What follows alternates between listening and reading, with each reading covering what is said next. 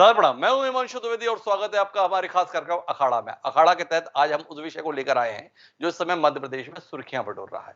कोई TV channel ऐसा नहीं है जिसपे ये खबरें नहीं दिखाई जा रही हैं, कोई वेब पोर्टल नहीं है जिसपे ये खबरें नहीं दिखाई जा रही हैं। खबर एक ही संदर्भ में, नगरीय निकाय चुनाव के संदर्भ में, जिसके तहत आज नामांकन का आखिरी दिन था। दोनों ही राजनीतिक दलों ने महापौर के संदर्भ में अपने प्रत्याशियों का ऐलान तो पहले ही कर दिया था, लेकिन पार्षदों की सूची जारी करने के संदर्भ में बहुत इंतजार कराया और आखिरी दिन जब सूची जारी भी की तो जिस आशंका के चलते सूची को लंबित किया हुआ था, उन आशंकाओं को सही साबित किया उसकी प्रतिक्रिया ने। हर तरफ मानो आग सी लगी हुई है। बाकी देश में अग्निपथ योजना के संदर्भ में लोग आक्रोश व्यक्त कर रहे हैं, पर मध्य प्रदेश में दोनों ही प्रमुख राजनीतिक दल अर्थात भारतीय जनता पार्टी और भारतीय राष्ट्रीय कांग्रेस के तमाम कार्यकर्ता इस सूची के विरोध में अपने गुस्से को अलग अलग तरीके से इजहार कर रहे हैं। देवास में तो एक भाजपा कार्यकर्ता ने आत्मघातक का प्रयास कर लिया। झड़ी लगी हुई है लोगों के द्वारा इस्तीफे देने के संदर्भ में घोषणाओं की। दो किस्म की ये घोषणाएं, एक विधिवत पार्टी को पत्र जारी किया जा रहा है और दूसरी तरफ सोशल मीडिया के माध्यम से अपनी इस्तीफे की तथाकथित जानकारी सार्वजनिक की जा रही है। लेकिन दोनों ही दल के लिए पार्षद पद के संदर्भ में सूचियां परेशानी का सबब बनी हुई हैं। क्या रीवा, क्या सतना, क्या जबलपुर, क्या ग्वालियर, क्या इंदौर, क्या खंडवा, कोई जगह ऐसी बची नहीं जहां पर विरोध के स्वर नहीं है। और विरोध के स्वर ही नहीं है, आरोप प्रत्यारोप की भी झड़ी लगी हुई है। भारतीय जनता पार्टी की सूची के संदर्भ में शिकायतें ज्यादा है, शायद इसलिए कि नगरीय निकाय के संदर्भ में माना जाता है कि भाजपा ज्यादा बेहतर प्रदर्शन करती है। इसलिए लोगों की अपेक्षा, उम्मीद ज्यादा रहती है कि भाजपा का अगर टिकट मिलेगा तो जीत की संभावना काफी प्रबल हो जाएगी। लेकिन भारतीय जनता पार्टी ने निराश कर दिया उन तमाम दावेदारों को जो माने बैठे थे कि उनको तो मैदान में उतरना ही है। खासी परेशानी सिंधिया समर्थकों के संदर्भ में भी है। जब ज्योतिरादित्य सिंधिया कांग्रेस में हुआ करते थे तो उनके संकेत मात्र से टिकट उनके इलाके में मिल जाया करते थे। यहां उन्होंने सारा जोर लगा लिया तो भी सूची देख के पता चलता है कि सिंधिया समर्थक बहुत ज्यादा जगह पाने में कामयाब नहीं रहे। पार्टी ने 2 साल बाद ही शायद उनके उस योगदान को भुला दिया जिसके तहत वह मध्य प्रदेश में सत्ता में काबिज है। इसको लेकर प्रतिक्रिया है, इसलिए बड़ी संख्या में सिंधिया समर्थक भी पार्टी छोड़ने का ऐलान कर रहे हैं। तो आज हम इसी विषय पर बात कर रहे हैं, टूटी आस के संदर्भ में बात कर रहे हैं। तो इस चर्चा का हिस्सा बनने के लिए हमारे साथ 4 खास मेहमान जुड़ रहे हैं। हमारे साथ बगावत का सुर बुलंद करने वालों में शामिल ऋषि मिश्रा जी हैं जो प्रदेश सचिव हैं कांग्रेस पार्टी की, वह हमारे साथ में है। हमारे साथ शंकर लाल तिवारी जी हैं, भारतीय जनता पार्टी का मुखर चेहरा है। हमारे साथ भूपेंद्र गुप्ता जी हैं जो भारतीय जनता पार्टी के मीडिया प्रकोष्ठ के प्रदेश उपाध्यक्ष हैं। और साथ ही इन सब पर टिप्पणी देने के लिए प्रदेश के वरिष्ठ पत्रकार, इंदौर प्रेस क्लब के अध्यक्ष अरविंद तिवारी जी भी हमारे साथ में हैं। सबसे पहले शशि मिश्रा जी से बातचीत की शुरुआत करते हैं। एक नगरीय निकाय के संदर्भ में लोगों को टिकट क्या नहीं मिला, पार्टी जिसको वो अपनी माँ कहते हैं, अपना सब कुछ बताते हैं, उससे इस्तीफा देने का सिलसिला शुरू हो गया। आपके संदर्भ में भी बताया जा रहा है आप भी बहुत नाराज हैं। क्या हो गया शशि जी? एक टिकट का ना मिलना इतनी नाराजगी के रूप में क्यों आ रहा है? नहीं, नहीं, एक टिकट ना मिलना नाराज़गी बिल्कुल इस बात के लिए नहीं है और मैं पार्टी की सदस्य हूँ, आजीवन रहूँगी, क्योंकि मैं पार्टी के विचारों से जुड़ी हुई हूँ। मैंने पदों से इस्तीफ़ा दिया जिस पदों पर मैं थी। नाराज़गी का विषय ये है कि महिला कांग्रेस काम करती है, भीड़ इकट्ठी करती है, हर वार्ड में हम अपने कार्यकर्ता बनाते हैं, हमने पोलिंग बूथ बनाए, सब कुछ किए हैं। लेकिन जब टिकट का नंबर आता है कि नेताओं को सा एक था। दूसरा हमारा ये था कि जैसे कि कमलनाथ जी ने एक आदेश दिया कि हम वार्ड में ही वार्ड का प्रत्याशी बनाएंगे, जो वार्ड का मतदाता होगा। सारे कार्यकर्ताओं में खुशी की लहर हुई कि चलो कमलनाथ जी ने, हमारे नेता जो है उन्होंने बहुत अच्छा किया, सब खुश थे। लेकिन ये क्या, निचले स्तर पर हमको दूसरे वार्ड का नेता ला करके थोप रहे हैं, तो हम क्यों बर्दाश्त करेंगे, आप बताइए। हम क्यों बर्दाश्त करेंगे? एक टिकट के संदर्भ में इतनी ज्यादा परेशानी पार्टी के सामने। एक बात समझना चाहता हूं शशि जी, ये कोई अप्रत्याशित तो है नहीं कि नगरीय निकाय चुनाव हो रहे हैं। नगरीय निकाय चुनाव तो बहुत पहले से तय था कि होने हैं, पार्टियों की तैयारी भी थी। इसके बाद भी सूची जारी होते ही हर तरफ आरोप प्रत्यारोप की झड़ी है। क्या आपको नहीं लगता है एक अनार 100 बीमार है, पार्टी नेतृत्व तो करे भी तो क्या, फिर भी कार्यकर्ता इतनी सी बात समझने को तैयार नहीं होते?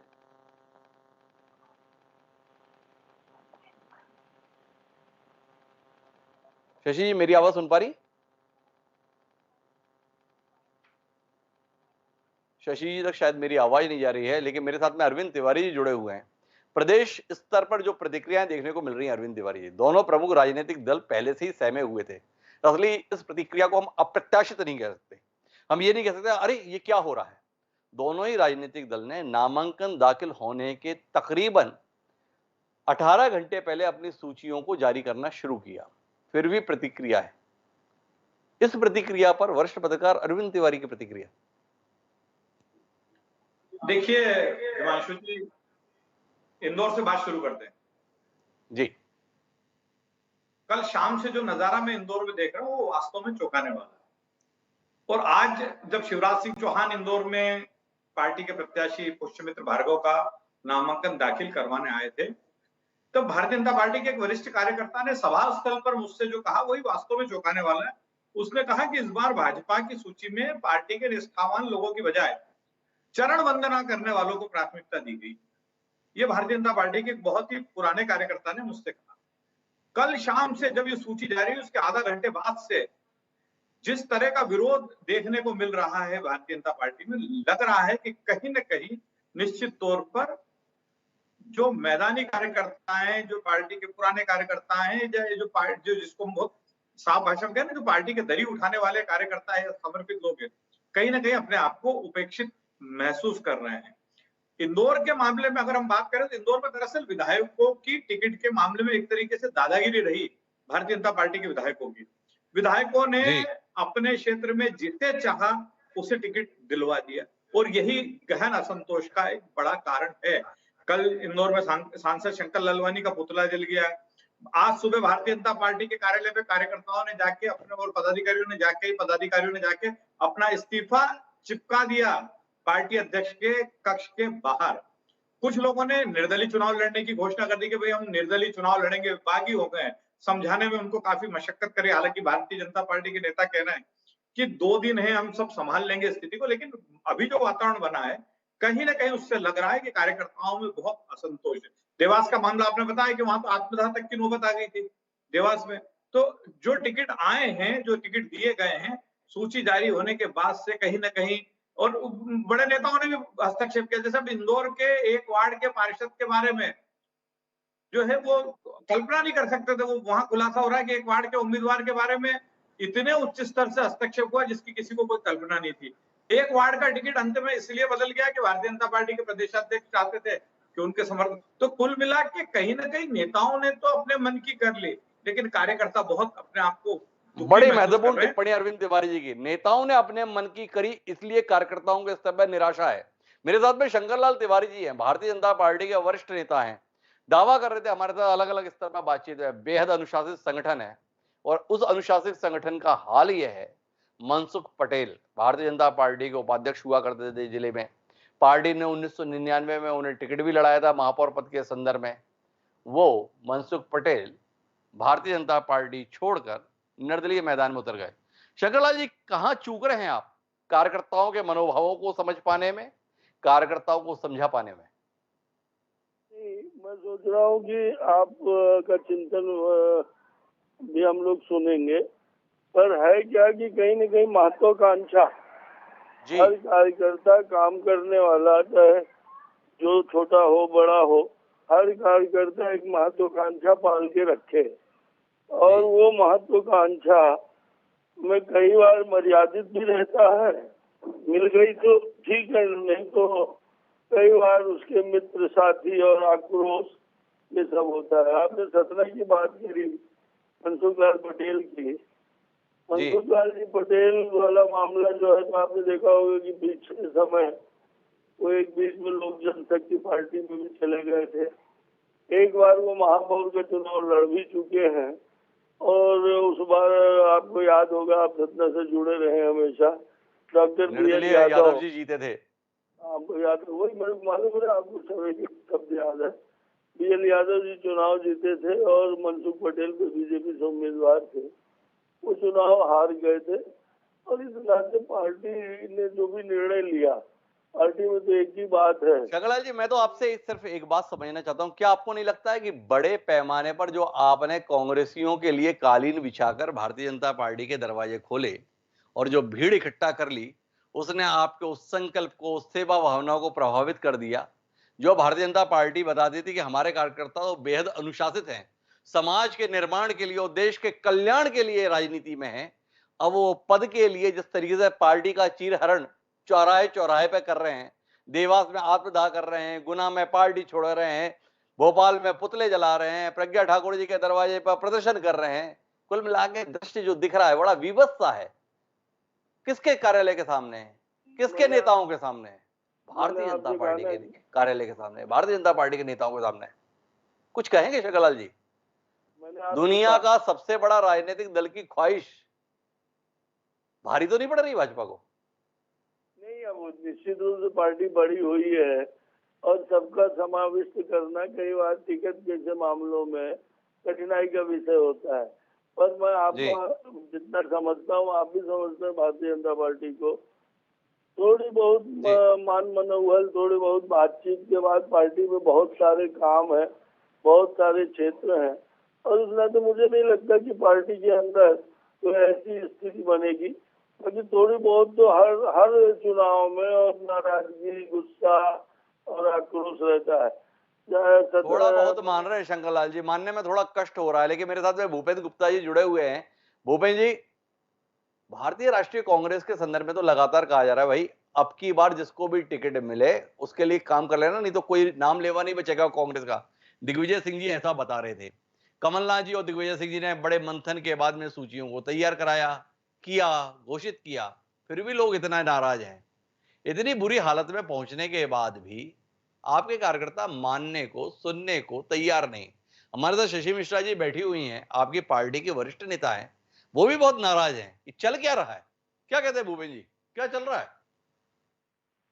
देखिए, नाराजगी जो है, जो व्यक्ति काम करता है जी कभी कभी स्वाभाविक होती है, लेकिन साथ में ये चीज व्यवहारिक है कि इतने बड़े स्तर पर जब टिकट बांटे जाते हैं, कोई एक व्यक्ति तो ये फैसला लेता नहीं है। हर जगह प्रभारी गया है, हर जगह जो है पदाधिकारियों का वो हुआ है, हर जगह एक कमेटी बनी है और ये कहीं पर कोई अगर छोटी मोटी त्रुटि हुई होगी तो वो एक जो है सम्मिलित त्रुटि है, व्यक्तिगत नहीं है। और इतने बड़े स्तर पर जब टिकट बंटते हैं तो उसमें कहीं कहीं एक दो जगह त्रुटियां होनी जो है मतलब आपको लगता है कि बहुत ज्यादा प्रतिक्रिया नहीं है, ज्यादा चिंता की बात नहीं है भूपेंद्र जी? आपको लगता है कि जो उस प्रकार से कार्यकर्ताओं का रिएक्शन आ रहा है, कार्यकर्ताओं की नाराजगी आ रही है, उसे पार्टी को गंभीरता से लेना चाहिए? शशि जी को तो यही लगता है, पार्टी गंभीरता से नहीं ले रही। पार्टी गंभीरता से ले रही, शशि जी खुद गंभीरता से ले रही। उन्होंने क्या कहा कि हमने प्रतिक्रिया में पद छोड़ा है, पार्टी नहीं छोड़ी। तो आज जो चिंतन है ये सारा कार्यकर्ता जानता है और उनकी इस भावना का आदर करेगी पार्टी कि आज भी उनके अंदर जो है उन्हें जब उनका जो ये नुकसान के बावजूद भी वो ये भावना व्यक्त कर रही हैं।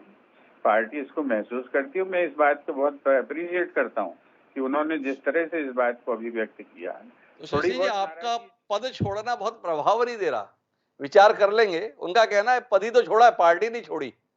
कुछ कहेंगे शशि जी? मैं पार्टी में रहूंगी, पद मैंने इसलिए छोड़ा कि मैं 20 साल से काम कर रही हूँ, महिलाओं को जोड़ रही हूँ। एक एक महिला, आप बताइए कि महिला घर से बाहर घर का काम करती है, फिर पॉलिटिक्स का काम करने जाती है। कितनी मुश्किल राजनीति होती है, घर को संभालना पड़ता है, पार्टी को संभालना पड़ता है। फिर भी मैं 20 साल से काम कर रही हूँ। आप मेरे को धनपुरी भेज रहे हो, आप मेरे को लखनऊ भेज रहे हो, हेलो, है ना? मैं सब जगह जा रही हूँ, अपना पैसा भी बर्बाद कर रही हूँ, लेकिन उसका फल ये है कि बाढ़ का टिकट आप नहीं दे रहे हो। और बाढ़ का टिकट किसको दे रहे हो? आप बाढ़ का टिकट दे रहे हो जो दूसरे बाढ़ का है। जब कमलनाथ जी ने आदेश निकाला कि वार्ड का बाढ़ में प्रत्याशी रहेगा, तो फिर क्यों नहीं है? बस मेरा सवाल ये है भूपेंद्र जी से, क्या अध्यक्ष जी के आदेश की अवहेलना नहीं है ये? भूपेंद्र जी, बड़ा गंभीर प्रश्न उठाया है आपकी पार्टी की ही नेता ने कि माननीय प्रदेश अध्यक्ष ने एक व्यवस्था बनाई, दिशा निर्देश जारी किया और उसका प्रत्यक्ष उल्लंघन हो रहा है और लोग मौन बनकर देख रहे हैं, इसलिए उन्हें पद छोड़ने के संदर्भ में कदम उठाना पड़ रहा है। कुछ सुनवाई होगी पदाधिकारी की, कार्यकर्ता की तो छोड़िए। निश्चित रूप से होगी। उनकी प्रतिक्रिया जो है बहुत व्यवहारिक प्रतिक्रिया है और बहुत सम्मानजनक भी इसलिए है कि वो आज भी पार्टी के प्रति उतनी गहन निष्ठा रखती हैं। और इस बात को मैं बिल्कुल अप्रिशिएट करता हूँ कि महिलाओं के लिए काम करना बहुत दुभर काम है सर राजनीतिक संगठनों में। और वो जो है निश्चित रूप से अपने आप को बहुत सारी चीजें, अपना समय, अपने बच्चों के लिए दिए जाने वाला समय, ये सारी चीजें सेक्रीफाइस करके काम करती हैं। अच्छा, और मेरा एक और सवाल है भूपेश जी, कांग्रेस पे तो बात हो गई। असल में कांग्रेस में तो ऐसे दृश्य देख रहे हैं कि हम आदी भी हैं। कांग्रेस में एक दूसरे पे आरोप प्रत्यारोप लगाना, कुर्ते खींचना, फाड़ना, ये भी चलता है। पर इस बार भारतीय जनता पार्टी में ये दृश्य काफी दिख रहा है। ये बड़े पैमाने पर जो आपने कांग्रेसी भाजपा में भेजे हैं, इतनी जल्दी अपना रंग दिखा रहे हैं या कुछ और आप देख पा रहे हैं जो शायद हम नहीं देख पा रहे? हम लोगों ने तो साहब जो है आदरणीय कमलनाथ जी ने, सारे नेताओं ने कहा था कि भाई साहब हमारा तनाव मत खरीदिए, मगर जी, उन्होंने तो पैसे दे के तनाव खरीदा है। उस तनाव की कीमत तो चुकानी पड़ेगी बीजेपी को। और जी, भारतीय जनता पार्टी में जो प्रतिक्रिया, बहुत सुंदर अरविंद तिवारी जी ने जो है बात कही है, एक सेंटेंस में ही सारी प्रतिक्रिया चली गई है कि जी, जो चापलूस और परिक्रमावादी लोग हैं और जी, जो आयातित लोग हैं, आज उनकी पार्टी में चल रही है। और ये दुख दर्द जो है हर कार्यकर्ता व्यक्त करता है। वो कभी जो है अतिरिक्त अतिरंजित टिप्पणियां करके करता है। ये सारा मतलब आप समझ लें कि बड़े बड़े नेता इस समय फ्रस्ट्रेटेड हैं, क्योंकि ये पार्टी रोज कसम खाती है कि हम सिद्धांतवादी हैं, रोज जी, कसम खाती है कि हम इस तरह के फैसले कर रहे हैं। आपसे कहें, एक सरकारी कर्मचारी को अभी टिकट दे दिए, वो कह रहे थे हम कार्यकर्ताओं को देंगे, वहां पे सारे लोग जो है चिल्ला रहे हैं। और जो है संघ कहता है कि हमारा जो है राजनीति से कोई लेना देना नहीं है। 60 टिकटें संघ के जो है कट्टर प्रचारकों को दी गई हैं। तो ये राजनीति में जो कहने की बातें हैं और करने की बातें हैं, उनमें बहुत अंतर चूंकि आ रहा है। इसलिए आज अब इसकी बात हो रही है, शशि इसलिए मिश्रा जी इसकी की ये बात बात। हो रही है, इसीलिए कार्यकर्ताओं की भड़ास निकल रही है क्योंकि उनकी फैसले के चलते आस टूट रही है। मैं अरविंद जी वापस आपके पास रुक करता हूं, भाजपा के संदर्भ में विशेष तौर पर बात करना चाहता हूं। भाजपा में एक व्यवस्था थी, जिला संगठन मंत्री के संदर्भ में, संभागीय संगठन मंत्री के संदर्भ में, साल भर पहले सभी संभागीय संगठन मंत्रियों को वापस बुला लिया गया, उस व्यवस्था को खत्म कर दिया गया। क्या आपको लगता है कि संभागीय संगठन मंत्री के स्तर पर व्यवस्था रहती तो शायद इस प्रकार का दृश्य देखने से भाजपा और प्रदेश दोनों बच जाते? कहीं ना कहीं संभागीय संगठन मंत्री के माध्यम से कार्यकर्ताओं के हित सुरक्षित रह पाते। जो बात आप टिप्पणी के तौर पर कह रहे हैं कि नेताओं की तो चल गई, पर कार्यकर्ता कहीं उपेक्षित हो गया, क्या कहते हैं आप? देखिए हिमांशु जी, निश्चित तौर पर बहुत अच्छी व्यवस्था थी। और जी, मैंने इंदौर में संभागीय संगठन मंत्री के रूप में कई दिग्गज नेताओं को संघ के कई प्रचारकों को काम करते हुए देखा। कृष्ण मुरारी मोघे, सुरेश देशपांडे, अरविंद मेनन, ये सब यहाँ पे थे। लेकिन दरअसल ये व्यवस्था ही बहुत लोगों का बड़ा भरोसा रहता था पार्टी के जी, विधायक से, पार्टी के मंत्री से, पार्टी के पदाधिकारी से। जो लोग संतुष्ट नहीं होते थे या जिन्हें लगता था कार्यकर्ताओं को कि हमारी सुनवाई नहीं हो रही है, वो संगठन मंत्री तक अपनी बात पहुंचाते थे। और संगठन मंत्री तमाम आग्रह, पूर्वाग्रह और दुराग्रह को ताक में रखकर उनकी बात सुनते थे और उनकी मदद करते थे। लेकिन जी, पिछले 10 साल में संगठन मंत्री की जो भारतीय जनता पार्टी की व्यवस्था थी हिमांशु जी, ये पूरी तरह से पथभ्रष्ट हो गई।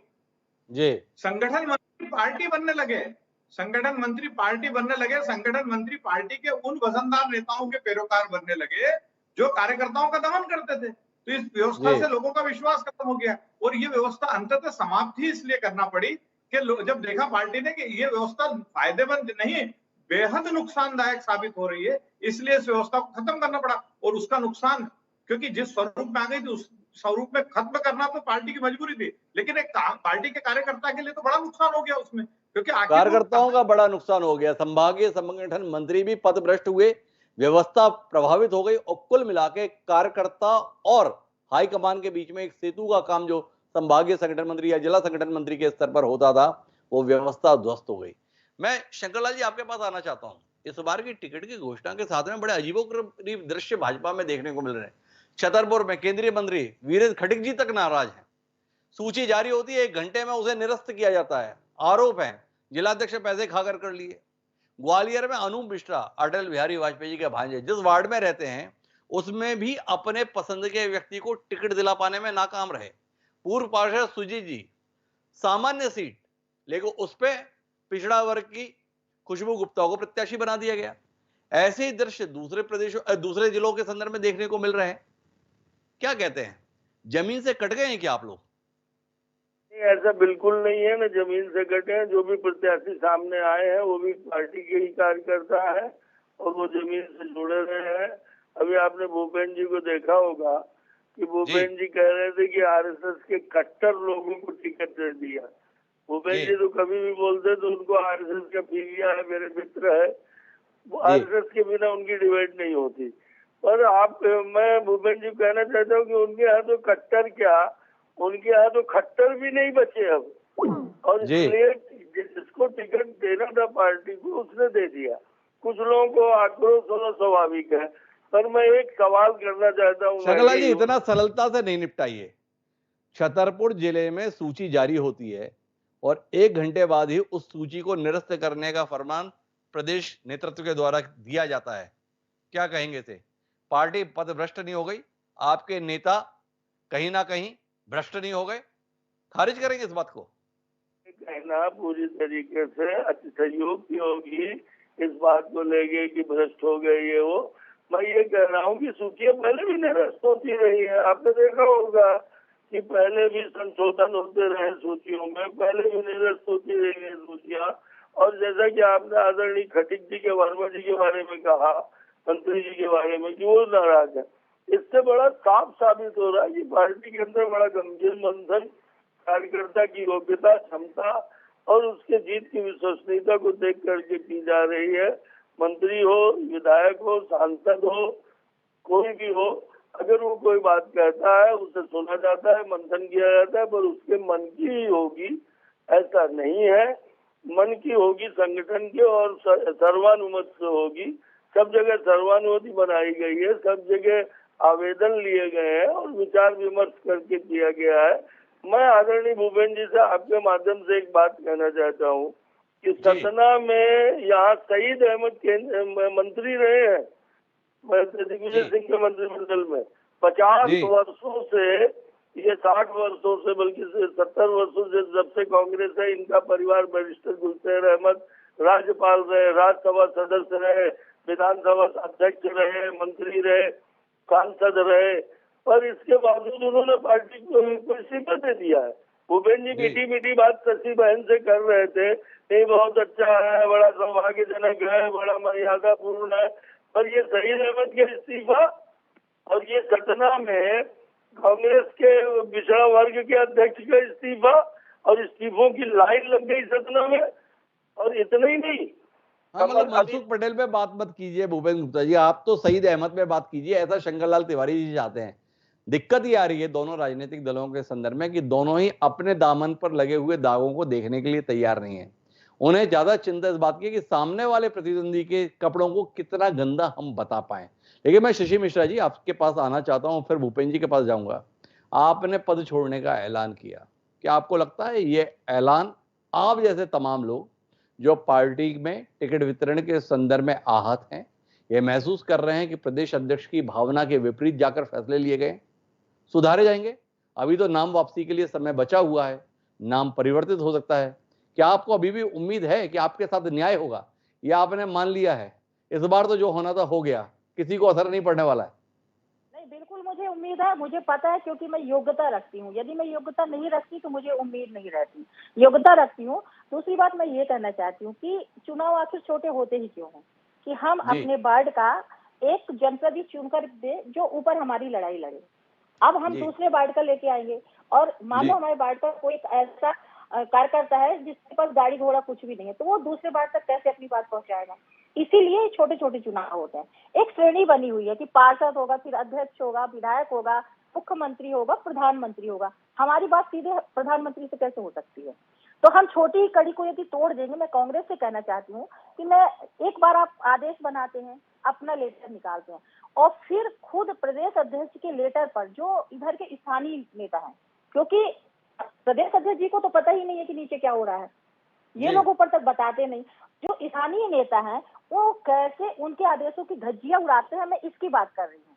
इसकी बात कर रहा है, प्रदेश अध्यक्ष के आदेशों की धज्जियां जिले स्तर के नेता किस तरीके से उड़ा रहे हैं, इस पे भूपेंद्र गुप्ता जी, शशि जी सवाल उठा रही है। इसका उत्तर चाहिए एक। और दूसरा आपसे जानना चाहता हूं, वो आप कसम खिला रहे थे, कुछ शपथ पत्र भरवा रहे थे, कुछ काम नहीं आ रहा, आपके लोग हस्ताक्षर कर गए, उसके बाद सड़क पर उतर गए। बड़ा अजीब सा दृश्य है। कुछ कहेंगे? भविष्य में सुधारेंगे कि ऐसे कसम वसम के चक्कर में नहीं पड़ेंगे?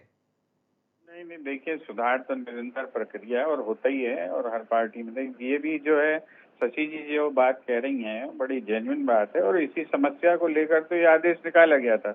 अब कहीं कहीं उसका उल्लंघन हुआ है कि हम जो है वार्ड के अंदर से ही नेतृत्व का विकास करेंगे। बिल्कुल ठीक कह रही हैं वो, और उसका उद्देश्य भी यही था कि ये जो प्रॉब्लम आने वाली है, आज क्या हुआ है कि आरक्षण के कारण कई लोगों के वार्ड बदल गए, सीटें बदल गई, हर आदमी अपना वार्ड बदलना चाहता है। ये समस्या बड़े लेवल पर आने वाली थी, इसको जो है भांप लिया था कांग्रेस ने, इसीलिए वो आदेश निकाला था, और उसको जो है मिनिमाइज करने में हम लोग सफल हुए हैं।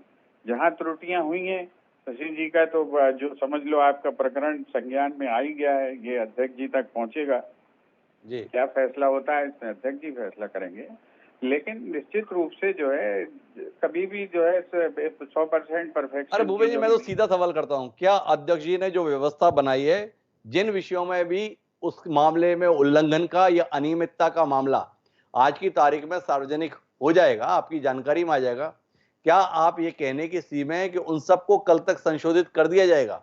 सवाल है, क्योंकि माननीय कमलनाथ जी की बात का वजन का सवाल है, सम्मान का सवाल है, उसके पालन का सवाल है। क्या कहते हैं भूपेन जी, कमलनाथ जी का कुछ सम्मान वम्मान रहेगा निर्णय का कि नहीं रहेगा? सम्मान है, और उनकी जो है निर्णय का आदर सर्वोपरि है, होगा क्यों नहीं होगा, और मैं स्वयं भी ये बात संज्ञान में लाने की कोशिश करूंगा। दूसरी चीज मैं ये कहना चाह रहा हूँ कि अभी हमारे जो मित्र हैं, बहुत अच्छे मित्र हैं मेरे, शंकरलाल तिवारी जी, मैंने इनको बहुत संघर्ष करते देखा और उठते देखा है, और फिर भारतीय जनता पार्टी द्वारा ये घोड़ा हैं, शेर हैं, उसके बाद इन्हें खच्चर बना दिया पार्टी ने।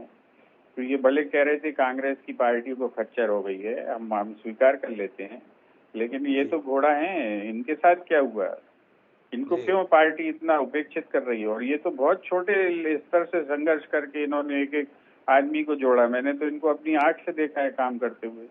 तो ये ऐसा नहीं है, ये एक दौर ऐसा आ रहा है जो बड़े भावुक आदमी है, भारतीय जनता पार्टी के नेता हैं शंकरलाल तिवारी, तो क्या हो गया, उनकी दुर्दशा देखकर आंसू निकल आए भूपेन जी के, बहुत दुखी हैं, बहुत आहत है।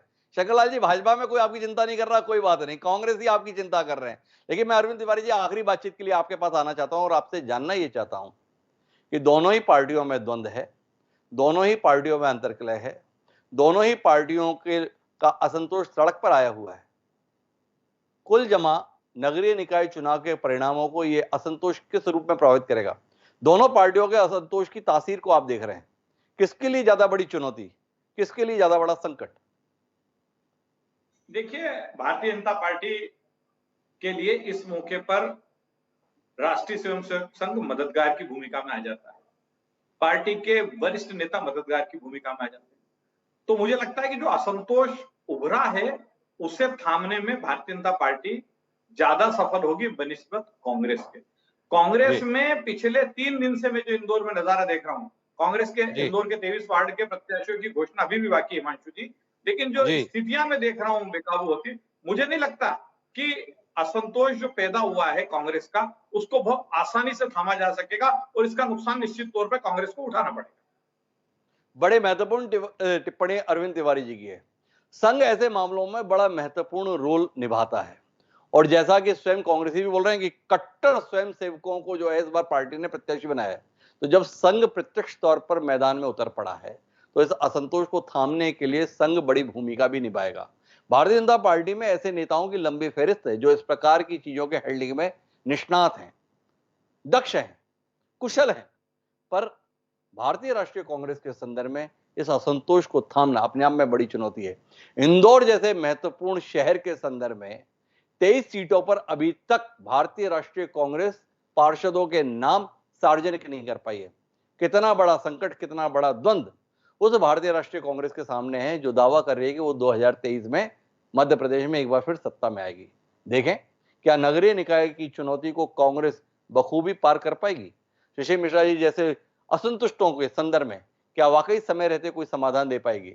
और भारतीय जनता पार्टी के संदर्भ में अतीत है कि वह ऐसे मामलों को ठीक तरीके से हैंडल कर लेती है, क्या वो अतीत वर्तमान में भी दिखेगा? जानने में दिलचस्पी रहेगी। अभी तो सच्चाई यही है कि बड़े स्तर पर दोनों ही दलों के कार्यकर्ताओं के आस टूटी है और भड़ास सड़कों पर निकल रही है।